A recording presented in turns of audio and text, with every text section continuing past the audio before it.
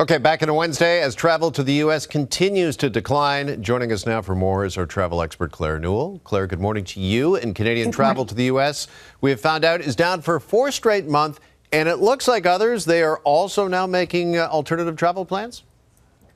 Yeah, it's so interesting to have seen these numbers. And we said that this was going to be the tip of the iceberg. You wait to see these numbers in June, July, and August. But right now, down 35% by car, 20% by air, and it's not just Canadians. It's international travel is down. The World Travel and Tourism came out, the commission came out with their latest numbers and expects that in 2025, international travel will be down 7% to the U.S. That's about $12.5 billion.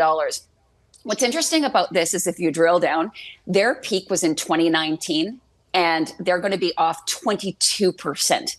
Off of the peak in 2019 in 2025.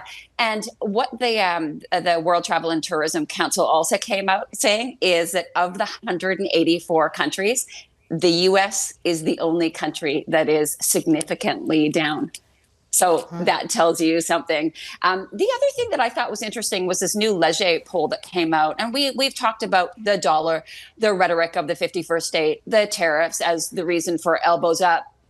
But this was interesting because it says that the majority of respondents, 52%, agree that it's no longer safe for all Canadians to be traveling to the U.S. The other at 54%, so slightly more, saying that they don't feel welcome. So lots of reasons why Canadians are elbows up and not traveling. All right. With all that in mind, as you know, Claire, it's TMS Wedding Week here on the show. Yeah. And you've got some Canadian alternatives to U.S. Bachelor, Bachelorette destinations, starting with Nashville. I do. And, I want to start with the fact that I was sitting around with some late 20 and early 30-year-olds, and they gave me 3 words to suggest to you all, because Canada has vibe, value, and versatility. So really think Canadian. But the first one is instead of going to Nashville, to go to Calgary. So, and there's so many reasons. Obviously, they still have that cowboy culture and the boot love, and you can pull out your cowboy boots for this destination.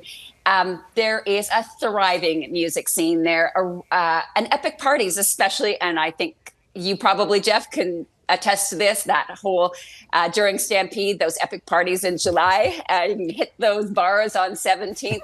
It's a fun city. Yeah, oh, absolutely. It is a blast there during a Stampede, without a doubt, and a great destination and a great swap. Okay, up next is Las Vegas, which is a traditional Bachelor or Bachelorette destination, but we're going to swap that out for a different Canadian city? I am. And let me tell you, who wants to pay $35 US for a martini at one of those big bars? So really, the place that I picked here is Montreal. And there's a reason that a lot of people from the US come up to Montreal to have their bachelor parties. The nightlife, the casinos, the late night scene, it really does rival Vegas. But I feel it's even better. You've got the Euro flair there, the bars in the Plateau, the clubs downtown. And if you want to have that really bougie premium experience, you can book bottle service or take in world-class shows. No question, you can swap Vegas or Montreal. Okay. What are we swapping for New York City?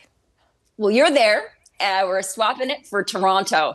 And Toronto is such a fun city. I've spent quite a bit of time there. You guys obviously live there. There is so much. It's fast-paced. It's cosmopolitan. The whole vibe with rooftop bars, high-end restaurants. It's got killer clubs. You can easily fill a getaway there with comedy shows, brewery tours, sporting events, wild nights in the entertainment district. Plus, if you are into sports, you want a Leafs game or a Raptors game, you want to charter a party boat on Lake Ontario in the summer, it's a great destination for a batch party.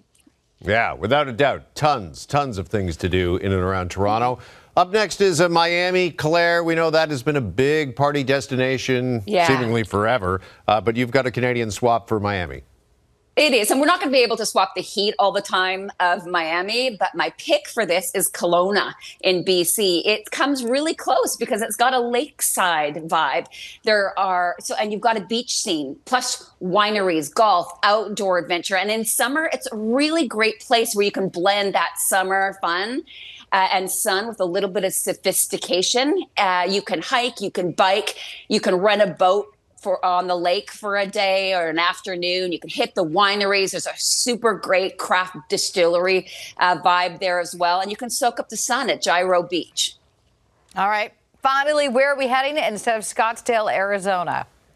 Well, Whistler is not a desert, but it's my pick for a place to go. And obviously in the winter, it goes off. You're at the Longhorn, there are cannons, there are DJs, but it offers a luxurious outdoorsy experience with a party atmosphere, especially in ski season. Think chalet parties, snowmobiling, ziplining, après ski cocktails. But in summer, you can swap it out for mountain biking, hiking, golf, patio hopping in the village. Whistler is a really, really fun, and it's a place to be, but it's also small, and it just a really great vibe. Like I say, Canada has game for bachelorette parties. Yes, absolutely. Without a doubt. You have proven it there, Claire. So I guess when it comes to your bachelorette party, it's elbows up as well. Okay? It is. Okay. Thank you, Claire Newell. Appreciate it. Thanks.